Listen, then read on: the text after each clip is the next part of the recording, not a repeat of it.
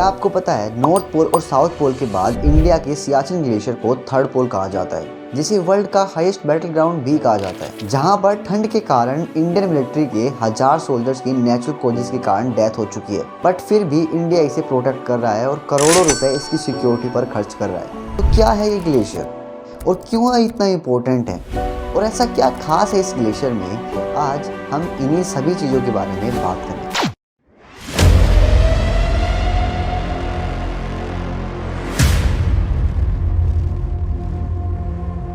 Glaciers क्या होते हैं? एक बहुत बड़ा आइस का ब्लॉक जो अपने ही वेट के कारण डेंस हो चुका है और अपने ही वेट को होल्ड नहीं कर पा रहा है और वो बह रहा है। आसान भाषा में बताऊं तो एक आइस का ब्लॉक जो जमीन पर मूव कर रहा है उसे ही ग्लेशियर्स कहा जाता है। मैक्सिमम ग्लेशियर्स तो साउथ पोल और नॉर्थ पोल पर ही मिलते हैं, लेकिन इंडिया के अंदर भी काफी सारे ग्लेशियर्स हैं, जिसमें से एक है सियाचिन ग्लेशियर। सियाचिन ग्लेशियर्स जो है वो यूनियन टेरिटरी ऑफ लद्दाख के अंदर आता है और ऑफिशियली इंडिया, पाकिस्तान और चाइना के बॉर्डर का मीटिंग पॉइंट है। सियाचिन ग्लेशियर एक वैली टाइप का ग्लेशियर है, जैसे दो माउंटेन्स के बीच में बहुत सारी आइस इकट्ठी हो गई है और अपने ही वेट के कारण एक नदी का फॉर्म ले लिया है, जो बहती नहीं है, जिसमें पानी नहीं है, सिर्फ बर्फ है। सियाचिन ग्लेशियर एक 76 लंबी नदी के जैसे है, लेकिन जो बिल्कुल ही जमी हुई है, और जहां पर इस 76 लंबी नदी का एंड होता है वहीं से नुब्रा रिवर का ओरिजिन होता है, जो बेसिकली सियाचिन ग्लेशियर के बर्फ से पिघलने से ही बनती है। लेकिन सियाचिन ग्लेशियर सिर्फ ये 76 लंबी नदी ही नहीं है, इसकी बहुत सी ट्रिब्यूटरी ग्लेशियर्स भी हैं,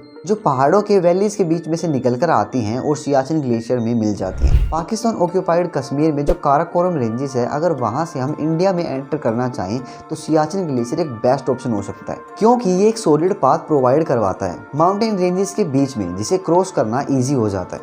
अब बात करते हैं कि सियाचिन ग्लेशियर को थर्ड पोल क्यों कहा जाता है। क्योंकि नॉर्थ पोल और साउथ पोल के बाद एक्यूमुलेटेड फ्रेश वाटर का सोर्स सियाचिन ग्लेशियर ही है और इसी रीजन से इसे थर्ड पोल भी कहते हैं। इस ग्लेशियर के अंदर इतना फ्रेश वाटर है जो और कहीं पे भी नहीं मिलेगा साउथ पोल और नॉर्थ पोल के अलावा। सियाचिन ग्लेशियर का डिस्प्यूट स्टार्ट हुआ लेट 1970s में, जिसमें इंडियन आर्मी के एक माउंटेनियर नरेंद्र कुमार, जिन्हें बुल कहा जाता है, उन्होंने कुछ यूएस ड्रोन मैप्स के अंदर ये देखा कि सियाचिन ग्लेशियर को पाकिस्तान का पार्ट बताया जा रहा है। और जब इस केस की और इन्वेस्टिगेशन हुई तो ये पता चला पाकिस्तान सीक्रेटली कुछ फॉरेन माउंटेन्स को सियाचिन ग्लेशियर के थ्रू काराकोरम रेंजेस पे चढ़ने का परमिट दे रहा है और उसे अपनी टेरिटरी बनाकर शो कर रहा है। और जब इस बात का इंडियन आर्मी को पता चला तब उन्होंने लॉन्च किया ऑपरेशन मेघदूत। ऑपरेशन मेघदूत ने पाकिस्तानी इन्फिल्ट्रेशन को एंटिसिपेट कर पाकिस्तानी आर्मी के ओवर पावर करने से एक हफ्ते पहले ही इंडियन ट्रूप्स को सियाचिन ग्लेशियर पर स्थापित कर दिया और पाकिस्तानी आर्मी का एंट्री पॉइंट ही बंद कर दिया। अगर ऑपरेशन मेघदूत नहीं किया जाता तो पाकिस्तानी आर्मी को एक बहुत आसान रास्ता मिल जाता, जिससे वो अपने ट्रूप्स को इंडिया में मोबिलाइज कर सकते थे। Indian defence minister Manohar Parrikar जी ने ये कहा था कि इंडिया किसी भी सिचुएशन में सियाचिन ग्लेशियर को वैकेट करने के मूड में नहीं है, जब तक एक्चुअल डिमार्केशन नहीं हो जाता टेरिटरी का। और पाकिस्तान के साथ साथ चाइना के लिए भी इंडिया में इन्फ्लेट करना आसान हो जाता।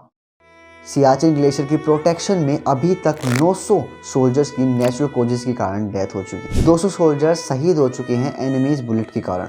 और ऑपरेशन मेघदूत के बाद इंडियन आर्मी को यहाँ पर रहने के लिए बहुत ही अच्छे से ट्रेन किया। इसी के साथ इंडिया हाई एल्टीट्यूड वॉरफेयर में भी चैंपियन है। तो आई होप आपको ये वीडियो पसंद आया होगा, और पसंद आया तो इस वीडियो को लाइक कीजिए और हमारे चैनल को सब्सक्राइब कीजिए।